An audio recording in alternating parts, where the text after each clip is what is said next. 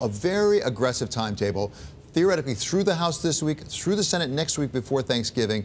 Give us a sense of how realistic that is.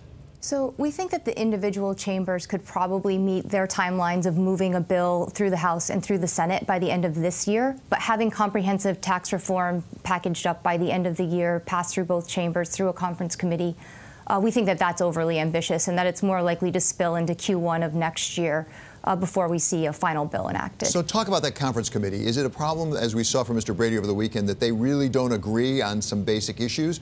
Or also there's an issue looming with keeping the government funded, right, in early December? Absolutely. I think the government funding complicates the whole timeline to begin with, and it's one of the reasons that we say that tax reform is going to have to kind of spill into next year. But beyond that, there's going to be differences in the House and Senate bill. There's differences in the House and the Senate version of any major piece of legislation that we've seen pass, whether we're talking the 96 Transportation Act or the Dodd-Frank Act. When those big pieces of legislation come through the process, they're almost always inherently different. At the end of the day, those differences have been ironed out in the conference committee process. We remain confident that this time will be no different, that they will continue to work towards that. And, it's going to all be about the math game and the support game and how those two dynamics shake out with one another.